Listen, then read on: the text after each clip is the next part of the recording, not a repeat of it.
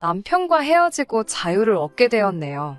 저는 부모님이 안 계세요. 당연히 처음부터 안 계셨던 건 아니고, 제가 13살 때 두 분 다 교통사고로 돌아가셨습니다.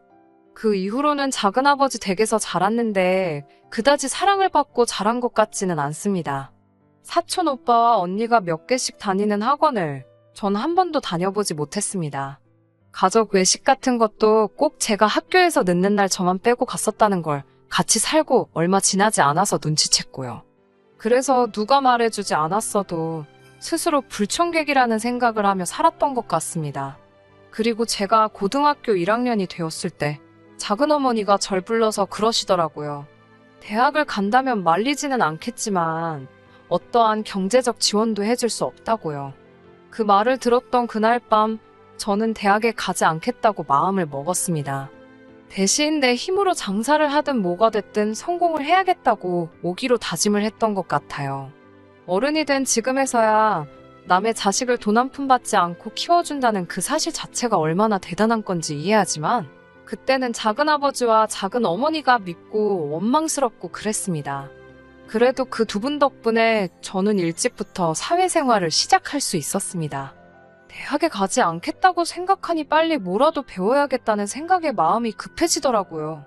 그러다 동네 미용실에서 아르바이트를 시작하게 되었어요. 아르바이트로 번 돈을 모아서 미용학원에 등록을 했고 그렇게 정식으로 미용 기술을 배우기 시작했습니다. 그런데 막상 제가 기술을 배우니 작은아버지랑 작은어머니가 굉장히 못마땅해 하시더라고요. 어린 게 벌써 까져가지고 돈만 생각한다고 하시면서 이제 생활비 내면서 있으라고 하시더라고요. 그래서 한 달에 얼마씩 드리면서 있었고 아르바이트를 많이 못한 다른 집안일을 하고 그랬습니다. 그래도 이불 덮고 잘 공간은 내어주셨으니 지금도 그 부분은 감사하게 생각하고 있습니다. 남들이 다 수능 칠 때 저는 서울로 가야겠다는 결심을 했습니다. 당시 같이 어울리던 친구가 뜬금없이 연기를 하겠다며 서울에 가겠다고 하더라고요. 그런데 문득 이 친구가 갈 때 같이 가지 않으면 저한테는 두 번 다시 서울에 가겠다고 마음먹을 용기가 생기지 않을 것 같았습니다. 그렇게 친구와 같이 서울에 올라왔어요. 작은아버지와 작은어머니는 제가 서울에 간다고 하니 무슨 돈으로 가냐고 하셨고 제가 그동안 모아둔 돈이 얼마 있어서 그걸로 간다고 했더니 저더러 우명하게 돈도 있으면서 내놓지도 않고 공짜로 밥 먹고 처자고 그렇게 살았냐면서 양심이 있으면 그 돈 키워준 값으로 내놓고 맨몸으로 가라고 하더군요. 그 돈을 내놓으면 전 당장 서울에 가서 어디서 머무냐고 했더니 그건 네가 알아서 할 일이지 다 큰애한테 우리가 뭐 한다고 이래라 저래라 하냐면서 돈만 계속 내놓으라 하셨습니다. 결국 저는 그날 밤 야반도주하듯 친구네 집으로 도망쳤고 그 이튿날 같이 서울로 떠났습니다. 다행히 친구 부모님은 제 딱한 사정을 알고 계셨기 때문에 저희 작은아버지와 어머니의 추궁에도 절대 입을 열지 않으셨대요. 그렇게 서울에 올라와서 친구랑 반지하 방을 구했고 저는 운 좋게도 바로 명동에 위치한 미용실에서 일을 할 수 있게 되었습니다. 살던 동네 미용실에서 일하듯 처음에는 빗자루질로 시작했다가 성실함을 인정받아 샴푸도 하게 되고 그러다 한 번은 실장님이 자기 머리 좀 저더러 만져보라고 하시길래 그게 어떤 테스트라곤 생각 못하고 그냥 평소에 이렇게 하면 더 예쁘겠다 싶었던 스타일로 해드렸어요. 그러자 실장이 역시 자기 눈이 틀리지 않았다며 저를 잘 뽑았다 혼잣말을 하더니 바로 헤어팀으로 절 옮겨주더라고요. 그렇게 되는데 한 2년 정도 걸렸던 것 같아요. 그 사이에 친구도 좋은 회사와 계약해서 저희는 따로 살게 되었습니다. 친구는 저에게 이제 어느 정도 버니까 집도 좀 나은 데로 옮기라고 했지만 저는 잠만 자는데 뭐 어떠냐는 생각에 당분간은 계속 반지하에서 그냥 살겠다고 했습니다. 나중에 한 번에 더 큰 행복을 즐기겠다는 마음으로 영화 보기, 술 마시기, 친구랑 쇼핑하기 같은 소소한 즐거움을 포기하고 살았습니다. 저는 사실 돈을 모아서 최대한 빨리 제 이름으로 된 미용실을 내고 싶었거든요. 그렇게 미용실을 다닌 지 한 5년 차쯤 되었을 때였어요. 저를 보고 오는 단골 손님들도 꽤 생기고 나름 미용실의 간판 헤어스타일리스트가 되었습니다. 아주 가끔이지만 잡지 화보라든가 연예인 촬영에 동원되는 일도 있었어요. 그런 저에게 실장은 직원이 아니라 동업자로 같이 일해보지 않겠냐 하더라고요.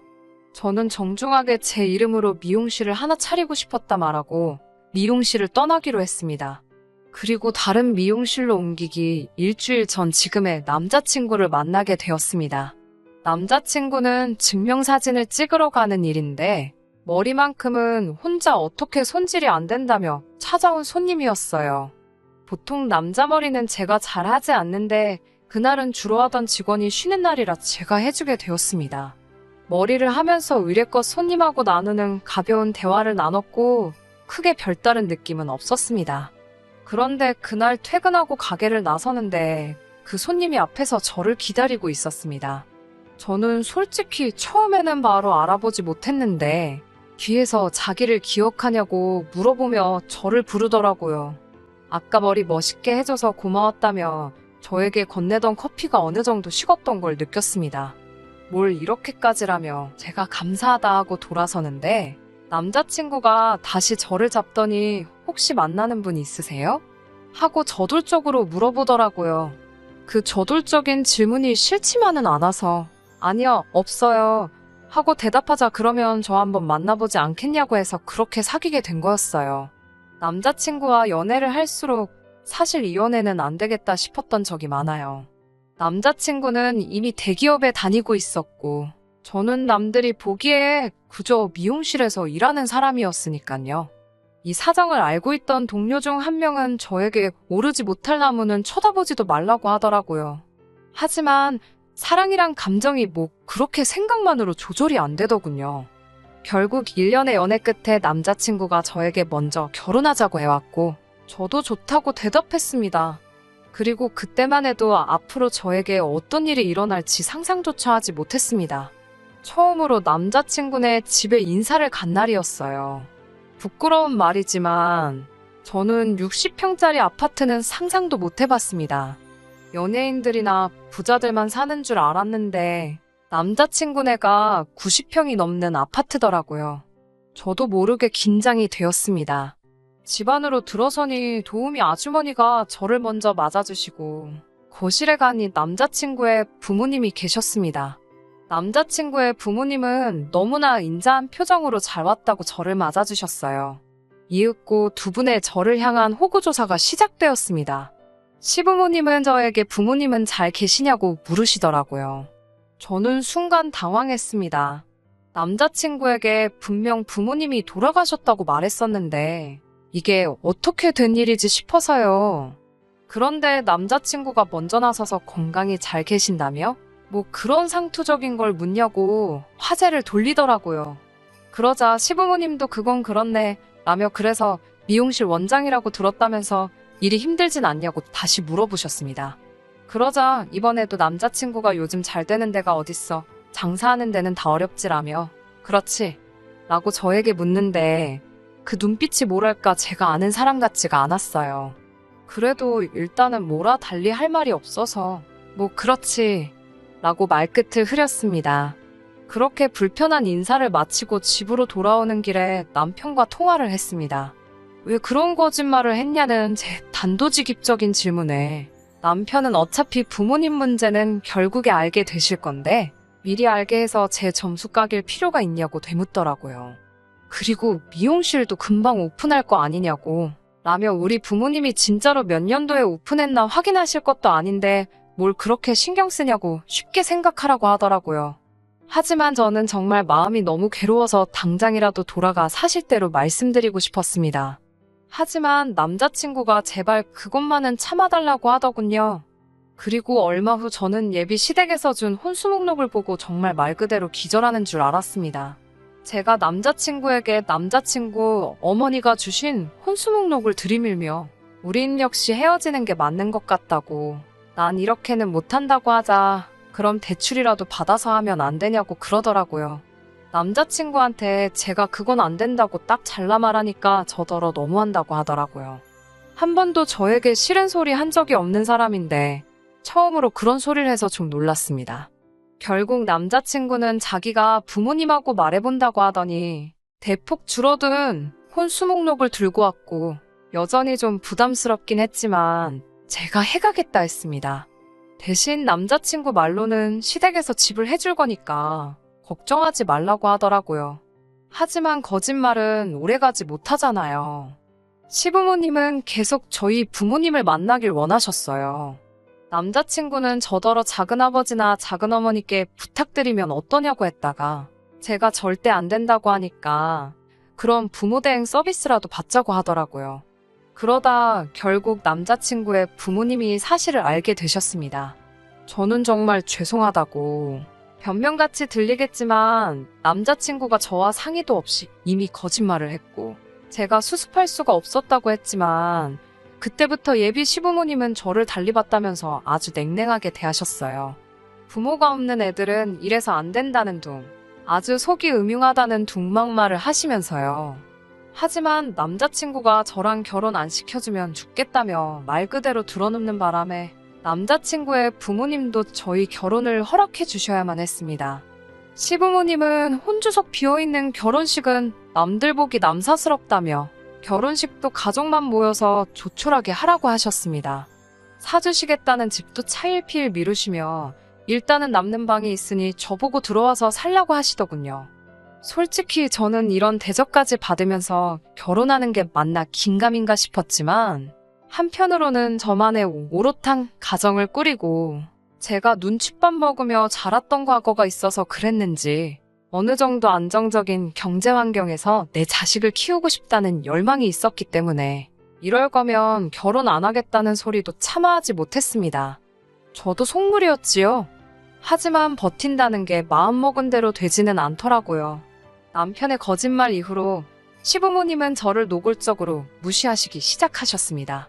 게다가 한 번은 제가 일하는 미용실에 찾아오셔서는 제가 원장인 줄 알고 찾으시다가 제가 일반 직원인 걸 아시고는 노발대발 난리가 나셨습니다. 저랑 같이 일하는 직원들은 제 상황을 알고 있었기 때문에 저를 이상하게 생각한다거나 저에게 별다른 말은 건네는 사람은 없었지만 그래도 일터에서 예비 시어머니 되실 분한테 남들 다 보는 앞에서 혼난다는 게 스스로 너무 수치스럽고 모멸감이 들더라고요. 무엇보다 제가 한 거짓말도 아니어서 너무 억울했습니다.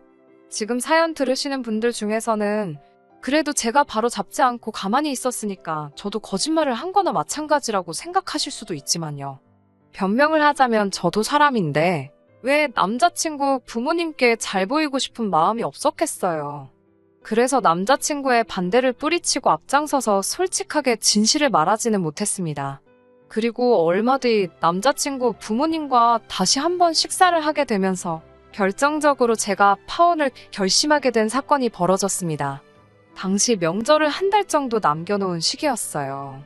무슨 이야기를 하다가 명절 이야기가 나오면서 남자친구의 어머니가 저에게 그래도 고아가 좋은 점도 있네. 친정에 안 가도 되잖아. 그치? 아니지. 가야 할 친정이 없는 거겠지. 라고 하시는 거예요. 그러면서 그거 하나만큼은 잘된 일이라고 그러시더라고요. 서운한 마음이 들려는 찰나에 저에게 말씀하시기를 앞으로는 친정엄마한테 한다 생각하고 당신한테 잘하라고 하시더군요. 그럼 당신도 절 딸처럼 대하시겠다고요. 저는 처음엔 순진하게 그 말을 믿고 감사하게 생각했습니다. 이제 저에 대해서 오해를 다 푸셨구나 생각했어요. 그리고 이제 청첩장도 찍고 결혼식을 한 달 남겨둔 시기였습니다. 원래는 식을 올리고 가게를 열려고 했는데 너무 좋은 자리에 장사하던 자리라 기본적인 시설도 다 되어 있고 거기에 새까지도 저렴하게 나와서 놓칠 수가 없더라고요. 그래서 결혼 준비로 바쁜 와중에 가게를 오픈하게 되었습니다. 당연히 남자친구와 예비 시부모님도 그 사실을 아시게 되셨고요. 이튿날 남자친구에게 전화가 왔는데 정말 집안이 뒤집어질 만큼 난리가 났다고 당장 빨리 남자친구 부모님 댁으로 오라고 하더라고요. 그래서 불이 나게 쫓아갔더니 남자친구 어머님께서 정말 무슨 드라마에 나오는 것처럼 머리에 흰띠를 두르고 몸져 누워 계시더라고요.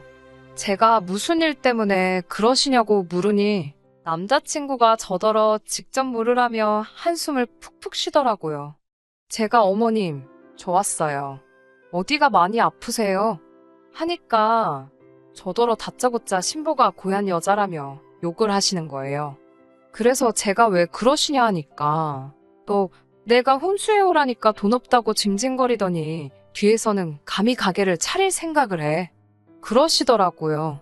그러면서 역시 큰애들은 아무리 해도 거지근성을 숨길 수가 없다면서 음흉하고 못된 것, 이기적인 것, 저한테 온갖 험한 소리를 다 하시더군요. 제가 남자친구 어머님께 이 돈은 남자친구가 준 돈도 아니고 제가 몇 년 동안 열심히 해서 모은 제 돈인데 왜 제가 욕을 먹어야 하는지 모르겠다고 말했어요. 예비 시어머니는 이게 어디라고 대드냐면서 지금이라도 그 돈은 나한테 주고 이 집에 들어와서 살림이나 하라고 하시더군요. 엄마가 없어서 뭐나 똑바로 배웠냐면서 당신이 1부터 100까지 알려줄 테니 군소리 말고 조신히 집에서 가정교육이나 받으라면서요. 밑도 끝도 없는 남자친구 어머님의 일장연설은 한마디로 그냥 제 돈을 내놓으라는 거였어요. 있는 사람이 더한다고 벼룩의 간을 빼먹지 싶더군요. 제가 그렇게는 못하겠다고 하고 그냥 이 결혼 없던 걸로 하겠다고 자리를 박차고 그 집을 나왔습니다. 남자친구가 가지 말라며 저를 쫓아오더라고요. 그래서 제가 남자친구한테 왜 처음부터 내가 부탁하지도 않은 거짓말을 해서 사람을 우습게 만드냐고 따졌더니 솔직히 자랑스러운 것도 아닌데 감출 수 있으면 감추면 되지. 그리고 대학도 안 나온 며느리가 혼수도 조금밖에 안 해오면서 가게 차린다고 하니 자기 엄마가 얼마나 배신감 느끼고 속상했겠냐며 이번만 죄송하다 하고 그냥 그 돈을 드리고 결혼하자는 거예요. 돈이야 자기 집에 돈 많으니까 살면서 벌면 되지 않냐고요.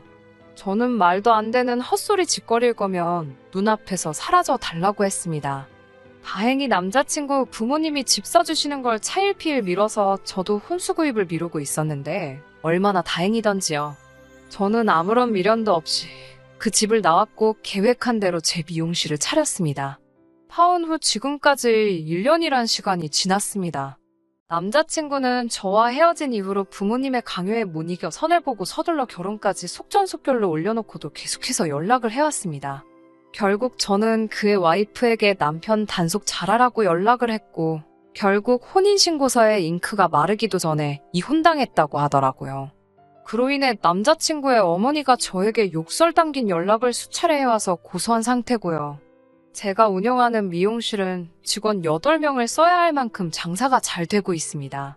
앞으로는 부모님의 빈자리 때문에 누군가 저를 무시하려 들면 가만히 있지 않을 겁니다. 좀 더 이기적으로 제 행복을 생각하면서 살아보려고 해요. 끝까지 들어주셔서 감사합니다. 오늘의 사연은 여기까지입니다. 구독과 좋아요, 알람 설정 부탁드리고 더 좋은 사연으로 다시 찾아뵙겠습니다. 감사합니다.